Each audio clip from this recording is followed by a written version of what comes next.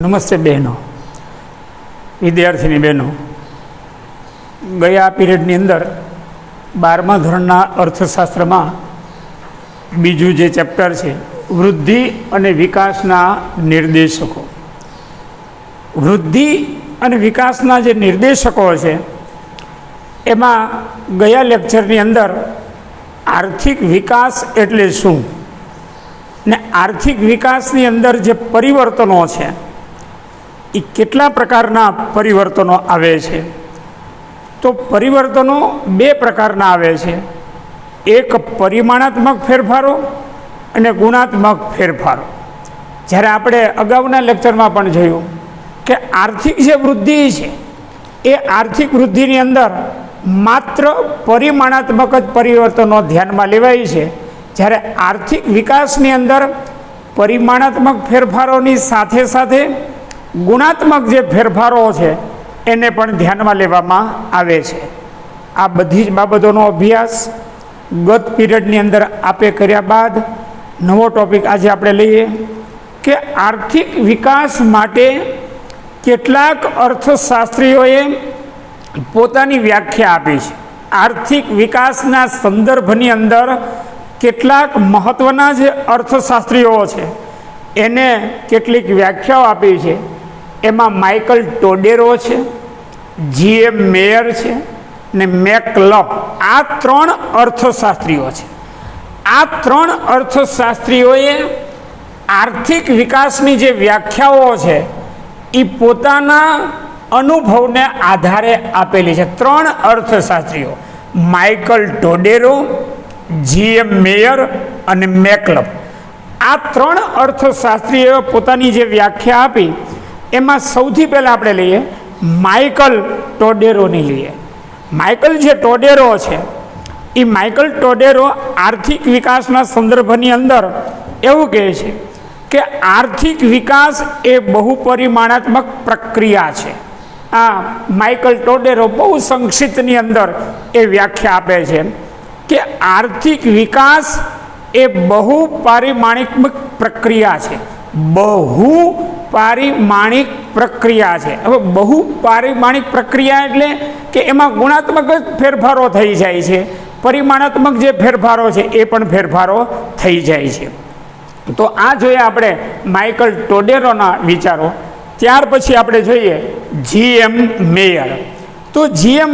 જે મેયર છે એવું કહે છે કે આર્થિક વિકાસ એક એવી પ્રક્રિયા છે, આર્થિક જે વિકાસ છે એ આર્થિક વિકાસ એક એવી પ્રક્રિયા છે કે જે ગરીબી રેખા નીચેની વસ્તીમાં વધારો ન થાય, આવકની વહેંચણીમાં અસમાનતા ધારણ ન કરે, શરતોને આધીન રહી દેશની માથાદીઠ વાસ્તવિક આવકમાં લાંબા ગાળા સુધી શું છે એ વધારો જન્માવે.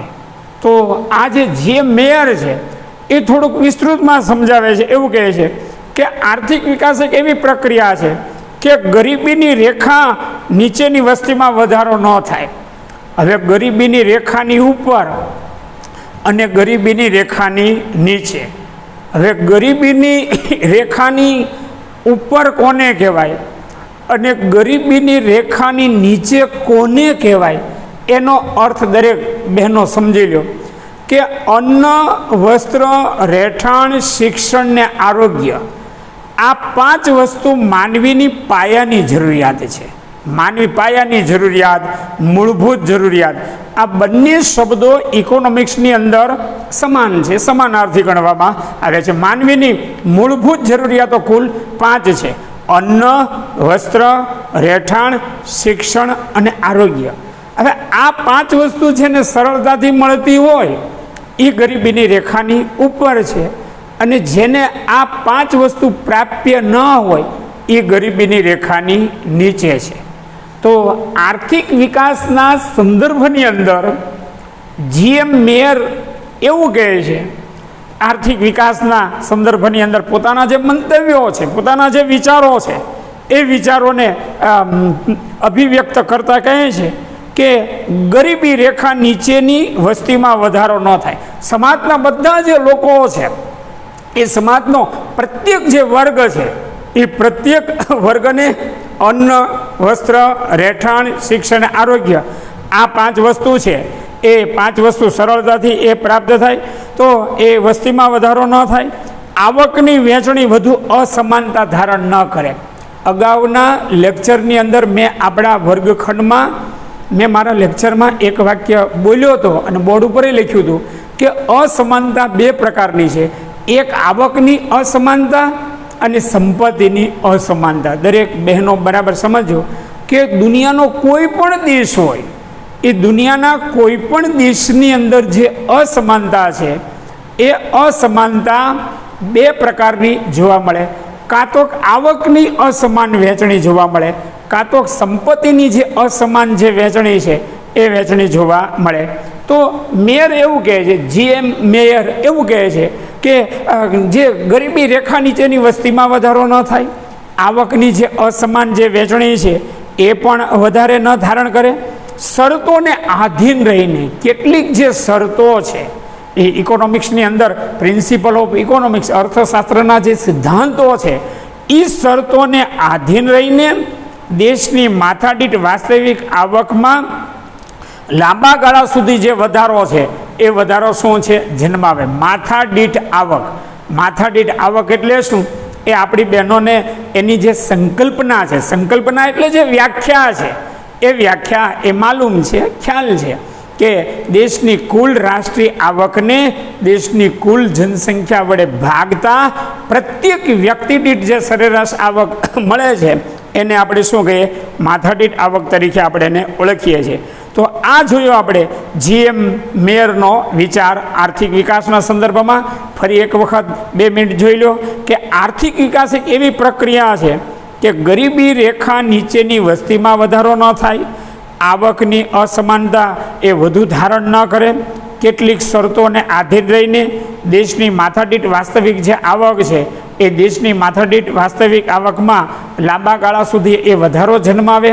તો આ પ્રકારની પરિસ્થિતિને GM મેયર આર્થિક વિકાસ તરીકે શું છે? ઓળખાવે છે. 3 અર્થશાસ્ત્રીઓની વ્યાખ્યા આપણે જોવાની છે. એમાં માઇકલ ટોડેરો જોયા, GM મેયર. હવે આવે છે મેકલપ. તો મેકલપ એવું કહે છે કે વસ્તી સ્થિર હોય કે સતત વધતી હોય.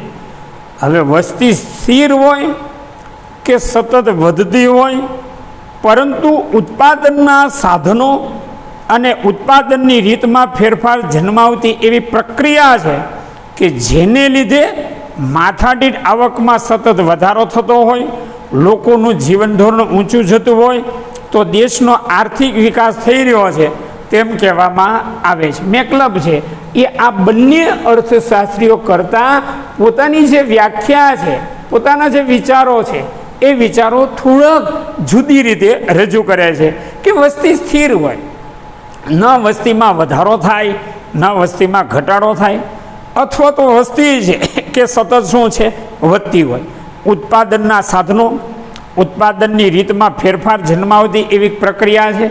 હવે ઉત્પાદનના સાધનો એટલે ઉત્પાદનના સાધનો કુલ કેટલા છે? 4 છે. જમીન, શ્રમ, મૂડી અને નિયોજન શક્તિ. આની ચર્ચા અગાઉના લેક્ચરમાં થઈ ગઈ છે કે દુનિયાના કોઈ પણ દેશની અંદર ઉત્પાદનના જે સાધનો છે એ ઉત્પાદનના સાધનો કેટલા છે? 4. પ્રત્યેક દેશની અંદર આ 4 સાધનો હોય. હા, એનું જે પ્રમાણ છે એ પ્રમાણ વધતા ઓછા પ્રમાણમાં હોઈ શકે.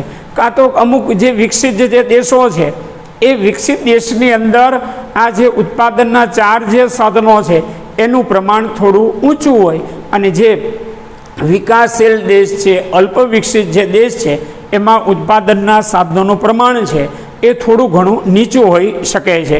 તો એ ઉત્પાદનના સાધનો, ઉત્પાદનની રીતમાં ફેરફાર જન્માવતી એવી પ્રક્રિયા છે કે જેને લીધે માથાદીઠ આવકમાં સતત શું છે? વધારો થાય. દેશની જે માથાદીઠ જે આવક છે એ માથાદીઠ આવકમાં સતત વધારો થતો હોય, લોકોનું જીવન ધોરણ છે એ ઊંચું જતું હોય, તો દેશની આર્થિક વિકાસની જે આખી જે પ્રક્રિયા છે એ સાબિત થઈ ગણાય એવું મેકલપ નામના અર્થશાસ્ત્રી કહે છે. તો આર્થિક વિકાસ માટે આપણે 3 અર્થશાસ્ત્રીઓની વ્યાખ્યા જોઈ. માઇકલ ટોડેરો, GM મેયર અને મેકલપની વ્યાખ્યા જોયા પછી આર્થિક વિકાસના લક્ષણો પરીક્ષા માટે વેરી મોસ્ટ ઇમ્પોર્ટન્ટ પ્રશ્ન છે. તમારા પ્રશ્ન પેપરમાં આ પાઠમાંથી બોર્ડની જે પરીક્ષા છે એ બોર્ડની પરીક્ષાની અંદર 10 માર્કનું પૂછાય છે. હવે 10 માર્કનું પૂછાય છે એમાં આ પ્રશ્ન અગત્યનો છે કે આર્થિક વિકાસના મુખ્ય લક્ષણો જણાવો. તો આર્થિક વિકાસના મુખ્ય જે લક્ષણો છે 6 છે. હવે 6 લક્ષણો છે તો પરીક્ષાની અંદર 6 લક્ષણોની આપણે ડિટેલમાં ચર્ચા કરીશું, પણ ઉત્તરવહીની અંદર આ જે પ્રશ્ન છે 2 માર્કનો પૂછાશે કે આર્થિક વિકાસના લક્ષણો ટૂંકમાં સમજાવો. તો દરેક બહેનોએ આર્થિક વિકાસના જે 6 જે લક્ષણો છે એ 6માંથી કોઈ પણ 4 લક્ષણો તમારે એ ઉત્તરવહીની અંદર નોંધ કરવાની છે, લખવાના છે. તો આર્થિક વિકાસના લક્ષણો જે 6 છે એમાં પહેલું લક્ષણ એ છે કે આર્થિક વિકાસ સતત ચાલતી પ્રક્રિયા છે. દરેક લક્ષણ વિશે આપણે ડિટેલમાં ઊંડાણપૂર્વક ચર્ચા કરીશું અભ્યાસક્રમ અનુસાર કે આર્થિક વિકાસ એ સતત ચાલતી પ્રક્રિયા છે. આર્થિક વિકાસ અટકતો નથી. આર્થિક જે વિકાસની આખી જે પ્રક્રિયા છે એ પ્રક્રિયા અટકતી નથી, સતત ચાલુ રહે છે. આ એનું પહેલું લક્ષણ છે.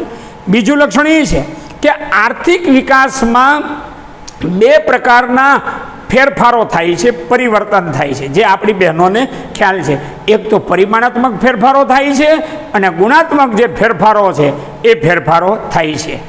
આમ તમે ધારો તો 6 લક્ષણો છે એ લેક્ચરની અંદર દરેક બહેનોને કંઠસ્થ થઈ જાય કે આર્થિક વિકાસના 6 લક્ષણો. એમાં પહેલું લક્ષણ આર્થિક વિકાસ સતત ચાલતી પ્રક્રિયા છે. બીજું લક્ષણ કે પરિમાણાત્મક અને ગુણાત્મક જે પરિવર્તનો છે એ થાય છે. જ્યારે આર્થિક વૃદ્ધિની અંદર માત્ર પરિમાણાત્મક જ ફેરફાર થાય છે, જ્યારે આર્થિક વિકાસની અંદર પરિમાણાત્મક અને ગુણાત્મક જે ફેરફાર છે એ ફેરફાર થાય છે. આ એનું બીજું લક્ષણ છે. ત્રીજું લક્ષણ એ છે કે માંગમાં પરિવર્તન આવે છે.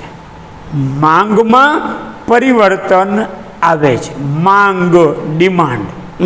આપણે માંગનું જે સૂત્ર છે અગાઉના લેક્ચરમાં આપણે જોયું હતું, અને 11મા ધોરણમાં દરેક બહેનો મારી પાસે માંગનું સૂત્ર અભ્યાસ કરી ગયા છો, અથવા તો દરેક દીકરીઓ અભ્યાસ કરી ગઈ છે, બરાબર. દરેક બહેનો માંગનું જે સૂત્ર છે એ આપણે જોઈ ગયા કે માંગ ઇક્વલ ટુ ઈચ્છા પ્લસ ખર્ચ કરવાની શક્તિ પ્લસ ખર્ચ કરવાની તૈયારી. ઈચ્છા પ્લસ ખર્ચ કરવાની શક્તિ પ્લસ ખર્ચ કરવાની તૈયારી. આ ત્રણેયનો જો સુભગ સમન્વય થાય, આ ત્રણેય હોય તો જ માર્કેટની અંદર જે ડિમાન્ડ છે, બજારની અંદર જે માંગ છે એ માંગી થાય. તો માંગમાં પરિવર્તન આવે છે. ચોથું, શ્રમની ગતિશીલતા વધે છે. શ્રમની ગતિશીલતા વધે છે. હવે થોડીક આપણે ઉત્પાદનના સાધનોની ચર્ચા મેં હમણાં જ કરી કે જમીન, શ્રમ, મૂડી અને નિયોજન શક્તિ, આ 4 જે ઉત્પાદનના જે સાધનો છે એમાં એક અગતિશીલ છે અને 3 ગતિશીલ છે. એક અગતિશીલ છે એમાં જમીન અગતિશીલ છે. જમીન છે એનું સ્થળાંતર થઈ શકતું નથી. જમીન છે એનું સ્થળાંતર એક જગ્યાએથી બીજી જગ્યાએ જમીનનું સ્થળાંતર થઈ શકતું નથી. જ્યારે શ્રમ, મૂડી અને નિયોજન જે શક્તિ છે એનું સ્થળાંતર થઈ શકે છે. તો માંગમાં પરિવર્તન આવે છે, શ્રમની ગતિશીલતા વધે છે. 5મું લક્ષણ એ છે કે મૂડી સર્જનમાં વધારો થાય છે. મૂડીનું જે સર્જન છે એ મૂડી સર્જનમાં શું થાય છે? વધારો થાય છે. 6થું ને છેલ્લું લક્ષણ એ છે કે ટેકનોલોજીમાં ફેરફાર થાય છે. જે કોઈ ટેકનોલોજી છે, જૂની ટેકનોલોજીના સ્થાને આધુનિક ટેકનોલોજી છે, એ આધુનિક ટેકનોલોજી આવે છે. તો આર્થિક વિકાસના 6 જે લક્ષણ છે એમાં પહેલું લક્ષણ આપણે એ જોયું કે આર્થિક વિકાસ સતત ચાલતી પ્રક્રિયા છે, સતત ચાલે છે, અટકતી નથી. જેમ આપણે કોમર્સની અંદર તમે વાણિજ્ય વ્યવસ્થામાં તમારા ગુરુજી પાસે તમે અભ્યાસ કરશો અથવા તો કરી ગયા છો કે ધંધાકીય એકમની અંદર સંચાલન એ સતત ચાલતી પ્રક્રિયા છે. સંચાલન એ સતત શું છે? ચાલુ જ હોય છે. તો એવી જ રીતે અર્થશાસ્ત્રની અંદર આર્થિક વિકાસ સતત ચાલતી પ્રક્રિયા નંબર 1. નંબર બીજું લક્ષણ પરિમાણાત્મક અને ગુણાત્મક પરિવર્તન થાય છે, આ બીજું લક્ષણ. ત્રીજું લક્ષણ, માંગમાં પરિવર્તન આવે છે. નંબર 4, શ્રમની ગતિશીલતા વધે છે. નંબર 5, મૂડી સર્જનમાં વધારો થાય છે. છઠ્ઠું અને છેલ્લું લક્ષણ એ છે કે ટેકનોલોજીની અંદર જે કાંઈ ફેરફારો થાય એ ફેરફારો થતા જોવા મળે છે. ક્યાં જોવા મળે છે? આર્થિક વિકાસની અંદર. હવે આ 6 જે લક્ષણ છે, આ 6 જે લક્ષણ છે એનો વિસ્તૃતમાં અભ્યાસ કરવાનો છે. એમાં પહેલું લક્ષણ એ છે કે આર્થિક વિકાસ એ સતત ચાલતી પ્રક્રિયા છે. 6 લક્ષણોનો વિસ્તૃતમાં અભ્યાસ છે કે આર્થિક વિકાસ એ સતત ચાલતી પ્રક્રિયા છે. તો આર્થિક વિકાસની પ્રક્રિયા ચોક્કસ દિશામાં નિયમ અનુસાર ધીમી પણ મજબૂત પ્રક્રિયા છે, નિયત ક્રમમાં થાય છે. દુનિયાનો કોઈ પણ જે દેશ છે ને, એ કોઈ પણ દેશમાં આર્થિક વિકાસની જે આખી જે પ્રક્રિયા છે, સિસ્ટમ છે, એ નિયમ મુજબ નિયત ક્રમની અંદર એ થાય છે.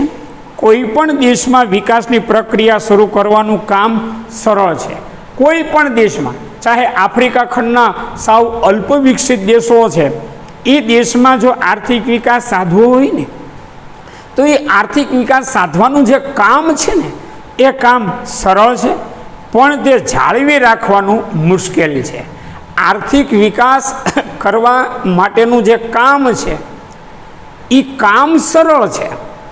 કામ શરૂ કરવું હોય ને, એ શરૂ કરવું હોય તો એ કામ સરળ છે, પણ એને જાળવી રાખવાનું જે કામ છે એ અતિ કઠિન છે, મુશ્કેલભર્યું જોવા મળે છે.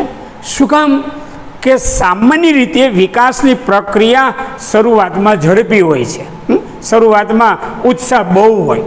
તમે જુઓ, આપણા સમાજમાં કોઈ પણ વ્યક્તિ કે સોસાયટીમાં કોઈ ધાર્મિક કાર્યક્રમ હોય કે સામાજિક કાર્યક્રમ હોય, તો કોઈ વ્યક્તિમાં ઉત્સાહ બહુ જ છે, બહુ જ ઉત્સાહ છે. પછી એ ઉત્સાહ છે એ આપોઆપ શું છે? ધીમો પડી જશે. એમ આ આર્થિક વિકાસ છે, દુનિયાના કોઈ પણ દેશની અંદર વિકાસની પ્રક્રિયાનું કામ છે, એ શરૂ કરવાનું કામ સરળ છે, પણ એને જાળવી રાખવાનું કામ કઠિન છે. કઠિન એટલા માટે છે કે વિકાસની પ્રક્રિયા શરૂઆતમાં ઝડપી હોય છે, પણ સમય જતાં વિકાસની જે પ્રક્રિયા છે એ વિકાસની પ્રક્રિયા શું છે? ધીમી પડી જાય છે. વિકાસની જે પ્રક્રિયા છે ને, એ વિકાસની પ્રક્રિયા ધીમી પડી જાય છે, સાવ ધીમી થઈ જાય. શરૂઆતમાં લોકોને ઉત્સાહ હોય. તમે જો, હું કે તમે કોઈ પણ કાર્ય આપણે કરશું તો શરૂઆતમાં બહુ જ ઉત્સાહ છે, પછી ધીમે ધીમે જેમ જેમ એ કાર્ય થતું જશે એમ એ ઉત્સાહ છે એ ધીમો પડતો જશે. એમ વિકાસની પ્રક્રિયા શરૂઆતમાં ઝડપી હોય છે, પણ સમય જતાં વિકાસની પ્રક્રિયા શું છે? ધીમી પડે છે. તો આર્થિક વિકાસના 6 લક્ષણોમાં પહેલું લક્ષણ આપણે એ જોયું કે આર્થિક વિકાસ એ સતત ચાલતી પ્રક્રિયા છે. આ પહેલા લક્ષણમાં આપણી બધી જ બહેનોએ આટલી જ મેટર એટલે જે વિગત છે એ વિગત યાદ રાખવાની છે કે આર્થિક વિકાસ એક ચોક્કસ દિશામાં થાય છે. આર્થિક વિકાસ છે એ કોઈ ચોક્કસ દિશામાં થાય છે. આર્થિક વિકાસનું કામ શરૂઆતમાં એ સરળ છે, પણ જાળવી રાખવાનું કામ મુશ્કેલ છે. આર્થિક વિકાસની પ્રક્રિયા શરૂઆતમાં ઝડપી હોય છે, પછી શું છે? ધીમી પડતી જોવા મળે છે. પહેલા લક્ષણમાં આટલી જ વિગત દરેક બહેનોએ યાદ રાખવાની છે. લક્ષણ નંબર 2 કે બીજું લક્ષણ એ છે કે પરિમાણાત્મક અને ગુણાત્મક જે ફેરફાર છે એ ફેરફાર થાય છે. તો આર્થિક વિકાસમાં ઉત્પાદનમાં વધારો એટલે પરિમાણાત્મક અને સંશોધન દ્વારા વસ્તુની ગુણવત્તામાં સુધારો, એવા ગુણાત્મક પરિવર્તનો થાય છે. મેં હમણાં જ કહ્યું એ પ્રમાણે કે આર્થિક વિકાસની અંદર જે પરિવર્તનો છે એ આર્થિક વિકાસમાં પરિવર્તનો 2 પ્રકારના છે. આર્થિક વિકાસની અંદર જે કોઈ પરિવર્તન આવે છે, જે કોઈ ફેરફારો આવે છે, એ ફેરફારો 2 પ્રકારના છે. એક પરિમાણાત્મક ફેરફારો અને ગુણાત્મક ફેરફારો છે. તો આર્થિક વિકાસ એટલે પહેલી બાબતો એ આવે ઇકોનોમિક્સની અંદર, ઉત્પાદનની અંદર શું છે? વધારો. આર્થિક વિકાસની પ્રથમ શરત કઈ છે? તો આર્થિક વિકાસની પ્રથમ શરત એ છે કે ઉત્પાદનની અંદર શું થાય છે? વધારો થાય છે ઉત્પાદનની અંદર. હવે ઉત્પાદનમાં વધારો થાય એટલે આપણી દરેક બહેનોને ખ્યાલ છે કે ઉત્પાદન શબ્દ જ્યાં આવે ત્યાં બે ક્ષેત્ર શું છે લાગુ પડે. એક તો કૃષિ ક્ષેત્ર લાગુ પડે, ખેતી ક્ષેત્ર લાગુ પડે, અને બીજું ઔદ્યોગિક જે ક્ષેત્ર છે એ ક્ષેત્ર લાગુ પડે છે. તો આર્થિક વિકાસમાં ઉત્પાદનમાં વધારો થાય, ઉત્પાદનમાં વધારો થાય એના દ્વારા પરિમાણાત્મક અને સંશોધન દ્વારા વસ્તુની જે ગુણવત્તા છે, જે ક્વોલિટી છે, ગુણવત્તામાં સુધારો થાય. હવે વસ્તુની ગુણવત્તામાં જે સુધારો થાય ને, ગુણવત્તાની અંદર જે સુધારો થાય એ ગુણાત્મક પરિવર્તનો હોય છે, પરંતુ ગુણાત્મક પરિવર્તનો વધારે થાય છે. આજે તમે જુઓ વિશ્વનો કોઈ પણ દેશ હોય એમાં પરિમાણાત્મક જે ફેરફારો છે, જે સંશોધનો છે એ બહુ ઓછા થશે, પણ વસ્તુની જે ગુણવત્તા છે એ ગુણવત્તાની અંદર જે પરિવર્તનો છે, જે ફેરફારો છે એ ફેરફારો એ વધુ જોવા મળે છે. તો બીજું લક્ષણ આપણે એ જોયું કે પરિમાણાત્મક અને ગુણાત્મક પરિવર્તનો થાય છે. ત્રીજું લક્ષણ એ છે કે માંગમાં પરિવર્તન આવે છે. જે માંગ છે એ માંગમાં પરિવર્તન આવે છે. તો સ્વાભાવિક રીતે અર્થશાસ્ત્રનો એક સિદ્ધાંત છે, નિયમ છે કે વિકાસ થવાથી લોકોની આવક વધે છે. મારા શબ્દો ઉપર આપણી બહેનો ધ્યાન આપજો કે વિકાસ થાય ને એટલે લોકોની જે આવક છે એ આવકમાં શું થાય છે? વધારો થાય છે. મેં અગાઉ એક સૂત્ર લખ્યું હતું કે રાષ્ટ્રીય આવક વધે તો માથાદીઠ આવક વધે, માથાદીઠ આવક વધે તો ખરીદ શક્તિ વધે, ખરીદ શક્તિ વધે તો જીવન ધોરણ છે એ જીવન ધોરણ સુધરે, અને જીવન ધોરણ સુધરે તો જે આર્થિક જે વિકાસ છે એ આર્થિક વિકાસ થતો જોવા મળે છે. તો વિકાસ થવાથી લોકોની આવક વધે છે, રુચિ બદલાઈ જાય છે, રુચિ બદલાઈ જાય છે, માંગ વધે છે. કે જેની આવક વધે ને એક સમાજનો નિયમ છે, દરેક વ્યક્તિને લાગુ પડે, દરેક વ્યક્તિને લાગુ પડે કે જ્યાં સુધી સમાજના લોકોની આવક ઓછી હોય ત્યાં સુધી પસંદગી એની એ જ રહે છે, રુચિ એની એ જ રહે છે. કારણ કે ઓછી આવકની અંદર પોતાનું જે જીવન ધોરણ છે એ પોતાનું જીવન ધોરણ એને ચલાવવાનું હોય છે, જીવન નિર્વાહ કરવાનો હોય છે. ઇકોનોમિક્સમાં જીવન નિર્વાહ શબ્દ છે. ઓછી આવકની અંદર સમાજનો જે વર્ગ છે, સમાજના જે લોકો છે એનો પોતાનું જે જીવન નિર્વાહ છે એ જીવન નિર્વાહ એને કરવાનું હોય છે. તો વિકાસ થવાથી આવક વધે છે, આવક વધે છે એટલે રુચિ બદલાય છે, પરિણામે માંગ બદલાઈ જાય છે. પૈસાને મોડું ગમતું નથી. મેં અગાઉ આપણા ક્લાસમાં વિનોદ ખાતર એટલે આનંદ ખાતર મેં કહ્યું હતું કે નાણાં વગરનો ના થયો નાણે નાથાલાલ, પૈસો મારો પરમેશ્વર, હું પૈસાનો દાસ. હાય પૈસો, હાય પૈસો, હાય પૈસો. પૈસા પાછળ માણસ દોડે છે. શું કામ દોડે છે? કે પોતાની જે પસંદગીની જે વસ્તુ છે, ખરીદી છે, જીવન ધોરણ છે, એ જીવન ધોરણ ઊંચું લાવવું છે. તો વિકાસ થવાથી આવક વધે, આવક વધે એટલે રુચિ બદલાય, રુચિ બદલાય એટલે માંગ બદલાય.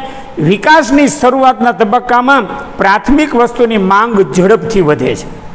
આ વાક્ય ઉપર ધ્યાન આપજો કે વિકાસ થવાથી પ્રાથમિક જે વસ્તુ છે એ પ્રાથમિક વસ્તુની જે માંગ છે એ માંગ ઝડપથી વધે છે.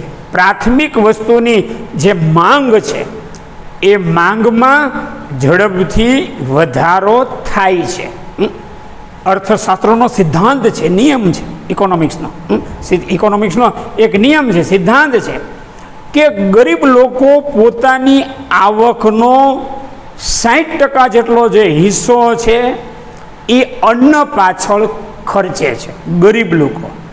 હવે શબ્દ હું વર્ગખંડમાં કયો બોલ્યો કે ગરીબ લોકો પોતાની આવકનો 60% જેટલો હિસ્સો એટલે જે પોતે જે કંઈ કમાય છે એ આવકનો મોટો જે ભાગ છે એ અન્નની જરૂરિયાતને સંતોષવા માટે ખર્ચે છે. શું કામ? કે સમાજનો આવો જે વર્ગ છે, આજના લેક્ચરમાં જ આવી ગયું બહેનો, કે ગરીબીની રેખાની નીચે અને ગરીબીની રેખાની ઉપર. આપણે આ 3 અર્થશાસ્ત્રીની વ્યાખ્યા જોઈ, એમાં GM મેયર અને મેકલપે આ પોતાના જે વિચારો છે એમાં આનો ઉલ્લેખ એને કરેલો છે કે સમાજનો જે ગરીબ જે વર્ગ છે એ ગરીબ વર્ગની પ્રાથમિક વસ્તુઓ છે એ જરૂરિયાત એની સંતોષાય. તો માનવીની મૂળભૂત જે જરૂરિયાતો છે એ કુલ 5 છે: અન્ન, વસ્ત્ર, રહેઠાણ, શિક્ષણ ને આરોગ્ય. આ 5 વસ્તુ જો માનવીને મૂળભૂત રીતે પ્રાપ્ત થતી હોય તો એ સંતોષવા માટે પ્રયત્ન કરશે. તો માંગમાં પરિવર્તન શું કામ આવે છે? કે આવક વધે છે. આવક રાજા છે. વ્યક્તિની આવક વધે ને, વ્યક્તિની આવક વધે એટલે રુચિ બદલાઈ જાય છે. રુચિ બદલાય એટલે માંગ બદલાઈ જાય છે. તે માંગ બદલાય એટલે શરૂઆતની અંદર તમે જુઓ કે પ્રાથમિક જરૂરિયાતને સંતોષવા માટે પ્રયત્ન કરશે. હવે આનું એક એક્ઝામ્પલ આપું, ઉદાહરણ આપું દરેક દીકરીઓને, કે મેં ક્લાસમાં એક શબ્દ એવો બોલ્યો કે વિકાસની શરૂઆતમાં પ્રાથમિક વસ્તુની માંગ ઝડપથી વધે છે. એક્ઝામ્પલ આપું દરેક દીકરીઓને કે માની લો કે કોઈની આવક ઓછી છે, ઘઉંના ભાવ વધુ છે, બાજરીના ભાવ ઓછા છે. હવે આવક એની ઓછી છે એટલે ઘઉં ખરીદી શકે એવી એની આર્થિક સ્થિતિ નથી. તો આ જે વર્ગના જે લોકો છે શું કરશે કે ઓછી આવક છે એટલે ઘઉંની જે ખરીદી છે એ નહીં કરે, બાજરીની ખરીદી શું છે કરશે. શું કામ? કે પોતાનો જીવન નિર્વાહ માટે, આહાર માટે ઘઉંની અવેજીમાં બાજરીનો શું છે ઉપયોગ કરશે. પરંતુ એ જ વર્ગના લોકોની આવકમાં જ્યારે વધારો થાય છે ત્યારે બાજરીની ખરીદી ઘટાડી અથવા તો બંધ કરી ઘઉંની ખરીદીમાં શું કરશે? વધારો કરશે. તો એ કહેવાનો અર્થ એ છે કે માંગમાં ફેરફાર થાય, પ્રાથમિક વસ્તુની માંગ ઝડપથી વધે, ત્યારબાદ મોજ શોખ અને સુખ સગવડની જે જરૂરિયાત છે એ જરૂરિયાતમાં શું છે એ વધારો કરશે. સૌથી પહેલાં તો લોકોની આવક વધે, પૈસા આવક વધે ને એટલે પ્રાથમિક જરૂરિયાત સંતોષવા માટે પ્રયત્ન કરશે. આજે હમણાં જ મેં આપણા ક્લાસમાં રમૂજ ખાતર, વિનોદ ખાતર કહ્યું કે પૈસા નાણાં વગરનો ના થયો નાણે નાથા લાલ, પૈસો મારો પરમેશ્વરનો હું પૈસાનો દાસ. તો એમ વ્યક્તિની આવક વધે છે એટલે જીવન જરૂરિયાતની ચીજ વસ્તુની માંગ વધારે છે. જીવન જરૂરિયાતની ચીજ વસ્તુની માંગ વધારે એ સંતોષાઈ જાય, બધું અપ ટુ ડેટ કમ્પ્લીટ થઈ જાય કે ભાઈ આપણી પાસે અન્ન, વસ્ત્ર, રહેઠાણ, શિક્ષણ, આરોગ્ય આ 5 વસ્તુ સંપૂર્ણ રીતે પૂર્ણતઃ આપણે સંતોષી શકીશું. હવે આમાં કોઈ વાંધો છે નહીં. ત્યાર પછી આ વર્ગના લોકોની જે આવક વધી છે, કે જેની આવકમાં વધારો થયો છે, એ લોકો પોતાની જે દ્રષ્ટિ છે, નજર છે, એમ કહે છે કે હવે મારે મોજ શોખની વસ્તુ, મોજ શોખની વસ્તુ, 2 વ્હીલમાં આવતો હોય, એક્ટિવામાં આવતો, એ કે હવે મારે 4 વ્હીલ લેવું છે કે જેથી કરીને ચોમાસામાં ગમે ત્યાં જવું હોય તો એ ભીંજાવાયની વાંધો ન હોય. એટલે મોજ શોખની જે વસ્તુઓ છે એ વસ્તુની માંગમાં વધારો કરશે. તદ ઉપરાંત સુખ સગવડની જે જરૂરિયાતો છે એ સુખ સગવડની જરૂરિયાતોમાં શું કરશે? એ વધારો કરશે. તો આર્થિક વિકાસના મુખ્ય 6 જે લક્ષણો છે એ 6 લક્ષણમાં ત્રીજું લક્ષણ આપણે એ જોયું કે માંગમાં પરિવર્તન આવે છે. 6 લક્ષણમાંથી અત્યાર સુધી આપણે 3 લક્ષણની વિસ્તૃતમાં આપણે ચર્ચા કરી. એમાં પહેલું લક્ષણ આપણે એ જોયું કે આર્થિક વિકાસ સતત ચાલતી પ્રક્રિયા છે. આર્થિક વિકાસ એ સતત ચાલતી પ્રક્રિયા છે. બીજું લક્ષણ આપણે એ જોયું કે પરિમાણાત્મક અને ગુણાત્મક જે પરિવર્તન છે એ પરિવર્તન આવે છે. ત્રીજું લક્ષણ આપણે એ જોયું કે માંગમાં પરિવર્તન આવે છે. હવે 6 લક્ષણમાંથી 3 લક્ષણનો સવિસ્તૃતમાં દરેક દીકરીઓએ એ સવિસ્તર અભ્યાસ કર્યો. ચોથું જે લક્ષણ આવે છે, શ્રમની ગતિશીલતા વધે છે, મૂડી સર્જનમાં વધારો થાય છે અને ટેકનોલોજીમાં જે ફેરફાર થાય છે. આ 3 જે લક્ષણો છે એનો વિસ્તૃતમાં અભ્યાસ આવતીકાલના લેક્ચરમાં તમે મારી પાસે અભ્યાસ કરશો. નમસ્તે, અસ્તુ.